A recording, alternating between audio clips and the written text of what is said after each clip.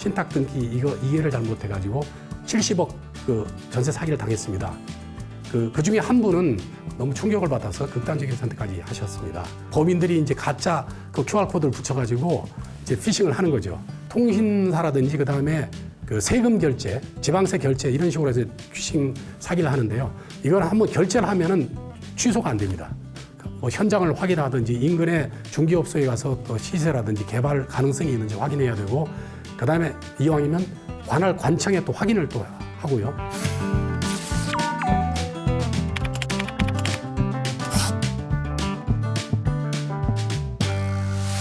전세 사기 요새 이게 엄청난 이 사회적 이 이슈가 되고 있는데요. 그 유형이 여러 가지가 있는데, 첫 번째 이제 깡통 전세를 좀 자세히 보면 뭐냐면은 전세 또는 임대차 보증금이 매매 가격하고 같거나 또는 그것보다 더 높아서 결국 임차인이 나갈 때 보증금을 반환할 수 없는 그런 전세를 깡통 전세라고 합니다. 실제 사건에서 99명의 피해자를 상대로 전세 사기를 친 일당이 있었는데요. 그 1심에서 사기죄 플러스 범죄단체 구성조직죄로 해서 징역 10년이 선고된 게 금년도에 그렇게 선고된 적이 있었고요. 이걸 만약에 깡통 전세 피해를 당하지 않으려면 어떻게 해야 되냐면은 전세 보증금하고 대출금하고 이 합계, 그거 두 개 더한 합계가 집 시세하고 비교했을 때 한 70 내지 80% 이내가 돼야 부동산 가격이 내려가면은 이게 만약에 거의 같거나 이게 더 많으면은 보증금을 다 돌려받을 수가 없거든요. 물론 이제 뭐 보증금 반환 그 보험에 들면은 뭐 돌려받을 수는 있긴 있지만, 어쨌든 간에 금액을 비교해서 가급적 좀 이 차이가 별로 없다 그러면은 이런 집은 좀 피하는 게 좋겠습니다. 그 다음에 두 번째가 이제 신탁 등기가 돼 있으면은 그 신탁받은 회사, 부동산에 대한 소유권자인데 마치 자기가 소유권자인 것처럼 이렇게 속여서 이제 세를 놓는 거고, 공인중개사가 또 이 사기하는데 또 일조를 하거든요. 뭐라 그러냐면 지금 당신한테 받는 전세 보증금으로 이 신탁 등기를 말소하려고 한다, 이런 식으로 얘기해 버려요. 그러면 순진한 사람들은 또 그 말을 믿어서 이제 또 계약을 체결하거든요.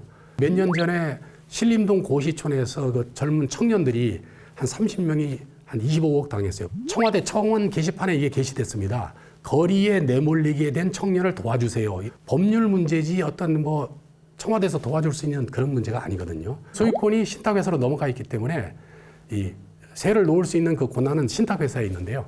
원래 권리가 없는 사람한테 하고 계약을 했기 때문에요. 그 다음에 또 하나가 몇 년 전에 서울 종암동에서 일어난 사건인데 똑같습니다. 피해자 40명이 마찬가지로 이 신탁 등기 이거 이해를 잘못해가지고 70억 그 전세 사기를 당했습니다. 그 중에 한 분은 너무 충격을 받아서 극단적인 선택까지 하셨습니다. 등기부를 볼 때 그 갑구의 맨 끝부분에 신탁이라고 돼 있으면 자기가 주인이라고 주장하는 사람하고 계약하면 안 되고 그 신탁 회사하고 임대차 계약을 체결해야 됩니다. 이제 그런 문제가 있고, 그다음에 이제 세 번째가 등기부를 변조하는 게 있습니다. 이 등기부를 변조를 한다는 거죠. 자기가 주인인 것처럼. 그래서 이렇게 세를 놓고 그래서 전세금을 이제 편취하는 그런 경우가 있는데요. 그러면 이거를 예방하려면 어떻게 해야 되겠습니까? 포털 사이트 들어가서 인터넷 등기소라고 이렇게 딱 치면 법원 등기소가 떠요. 그러면은 700원을 주면은 그 열람이 되고요. 그 다음에 1,000원을 주면 출력이 됩니다. 이건 누구나 다 우리가 다 확인할 수 있는 그런 거거든요. 그래서 그거를 확인하면은 이게 그 실제 권리자가 누군지 명확히 알 수 있습니다. 그 다음에 이제 네 번째가 뭐냐면은 위임 범위를 초과해서 계약하는 경우. 다시 말해서 주인은 월세를 놔달라고 공인중개사한테 얘기했더니 이 공인중개사가 이제 엉뚱한 사람을 집주인이라고 이제 데리고 왔죠. 데리고 와서 이 사람이 집주인이라고 이제 소개하면서 전세 계약서를 위조한 거죠, 결국은. 교수님, 저 전세 계약했어요. 월세 탈출, 보증금 2억짜리. 집 드릴 때 꼭 초대할게요. 잘 알아보고 한 거지? 요즘 전세 사기 엄청 많던데. 저예요. 대입 사수 46년. 안 그래도 요즘 전세 물건이 없어가지고 이거 월세 연장해야 되나 하고 있었는데 다행히 부동산 중개인이 가지고 있는 물건이라 바로 계약했어요. 부동산 중개인이 집주인이라 일사천리로 바로 딱 계약했죠. 부동산 중개에는 사기 안 치냐? 안녕하세요. 집주인인데요. 예, 안녕하세요. 잘 지내셨죠? 예. 아니, 다른 게 아니라 이번 달 월세가 안 들어와서요. 아이, 월세라뇨. 저 전세 계약했는데 보증금 2억에 2년. 전세요? 저랑 월세 계약하셨잖아요. 보증금 2천에 월세 90만 원이요. 야, 그러면 이걸 안 당하려면 어떻게 해야 되죠? 그러면 신분증이 진짜인지 확인해야죠. 등기부에 나와 있는 그 소유권자하고 집주인이라고 하면서 나타난 사람하고 같은 권리자인지 이제 신분증을 확인해야 되고요. 열쇠 자리 빨리 알려줘. 138이라고 치면은 주민등록증 그 발급 일자를 뭐 입력하세요. 뭐 이렇게 쭉 나옵니다. 그러면은 이게 위조됐는지 안 됐는지 알 수가 있고요. 정보 24로 들어가면은 이제 신분증 진위 확인할 수 있는 그 절차를 알려줍니다. 그럼 그 절차대로 이렇게 하면은 이게 위조됐는지 안 됐는지를 이제 확인이 가능합니다. 그 다음에 이제 또 우리가 사기가 뭐냐면 큐싱 사기라 그래가지고요.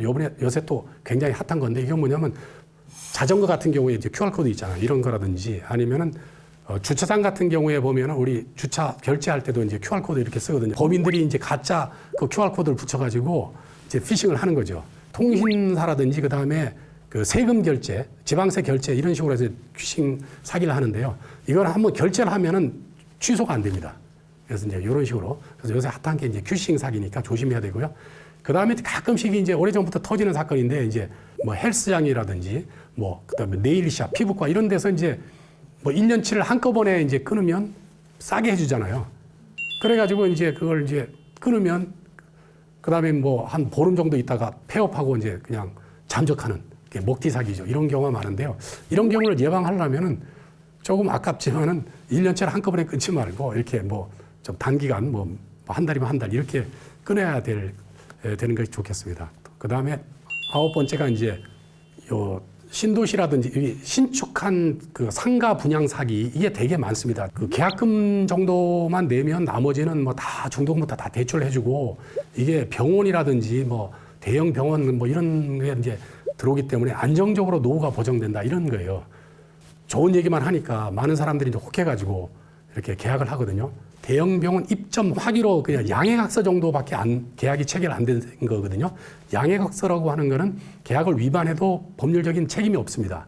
양해각서 체결한 거에 불과함에도 불구하고 병원 입점 확정이라는 플랜카드를 걸고 막 그냥 그 모집을 막 했어요. 그래가지고 몇 억씩 그냥 이렇게 해서 많은 사람들이 이제 피해를 당했습니다. 거의 대부분의 경우에 다 이게 분양 계약금 다 뜯기고 심한 경우는 다 대출받아서 했기 때문에 상가는 이제 공실로 돼 있고요. 그 다음에 이자는 계속 나가고 그래서 실제 사건에서 그 이자 낼 돈이 없어서 결국 경매로 거의 한 10분의 1 가격으로 다 그냥 분양 경매돼서 날아가는 그야말로 노후에 안정된 수익을 보장받으려고 그러다가 노후 자금까지 다 털리는 그런 게 있으니까 굉장히 조심을 하셔야 됩니다. 그 다음에 이제 10번째가 이제 기획부동산 사기. 이거 엄청나게 많은데요. 뭐 개발 제한 구역이라든지 어떤 그런 곳이라 가치가 별로 없는데 이거 미공개 개발 정보가 내가 입수를 했는데 이걸 토대로 해서 이거 하여튼 분양만 받으면 대박이 난다. 이런 식으로 이제 특히 이제 놀라운 건 뭐냐 하면은 실제 사건인데요.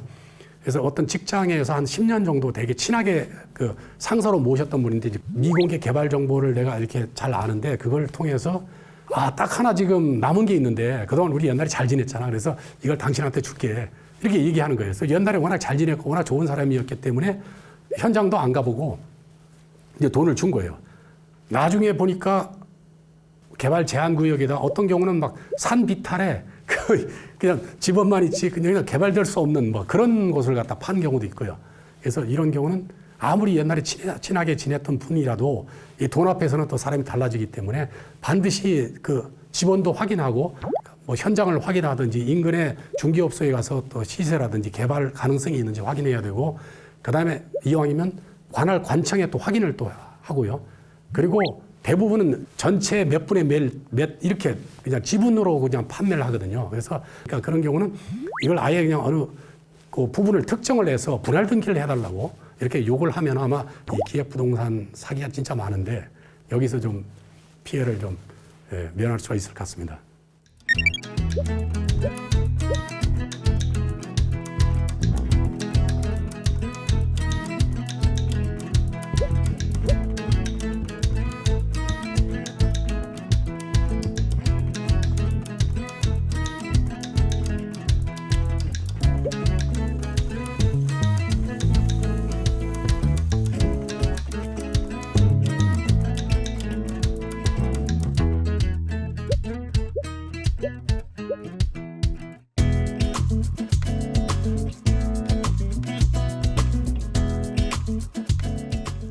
기억에 남는 것은 현직 부장검사가 사기당했다는 거거든요.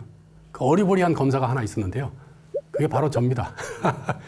그 처음에는 이제 모르는 분이었는데 다가오길래 좀 눈빛이 안 좋아서 멀리 했는데 부장검사님하고 잘 알더라고요. 그래서 내가 사람을 잘못 봤나. 그러면서 한 10년을 잘 알게 됐습니다. 근데 어느 날 저보고 하는 얘기가 임 부장 내가 이번 달에 신용카드를 너무 많이 써가지고 500만 원 결제를 못하면 내가 신용불량자가 되니까 돈을 빌려달라 그랬습니다.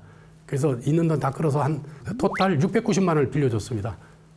그 뒤에 뭐 연락이 없더라고요. 한 몇 년 세월이 흐른 다음에 드디어 이제 문자가 왔습니다. 임 부장 미안해. 내가 형편이 다 폈다. 그러면서 계좌번호를 가르쳐줘 그러더라고요. 그래서 계좌번호를 이제 보내드렸는데요. 아직까지 한 푼도 안 들어왔습니다. 현직 부장검사도 사기를 당하는데요. 보통 사람들은 얼마나 더 당하기가 쉽겠습니까? 네, 그런 게 있었고요. 또 하나는 이 사기꾼은 계획적으로 법인을 2개를 만들었습니다.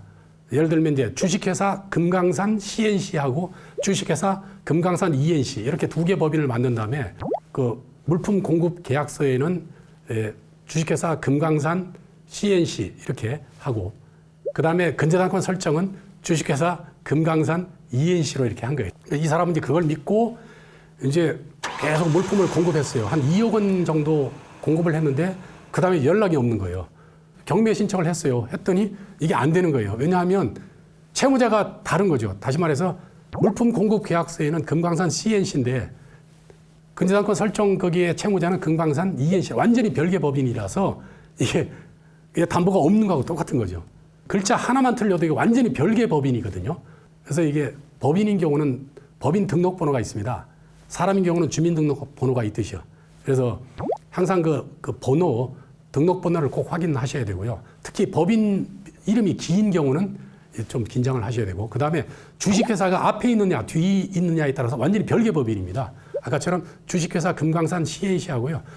금강산 CNC 주식회사 이거 완전히 그 별개 법인이니까요. 예, 이런 걸 좀 조심하셔야 되겠습니다. 왜 이렇게 좋은 거를 나한테 주지? 좋은 거면 자기가 갖거나 자기 가족이 가지면 되는데 왜 나한테까지 이 좋은 제안을 할까? 항상 합리적인 의심을 하고요. 꼭 증거를 남기는 걸 습관화해야 됩니다. 왜냐하면 이거는 서로를 지키는 그런 길이기 때문에 그래서 증거 남기기를 생활화하면 사기가 많이 예방되겠습니다.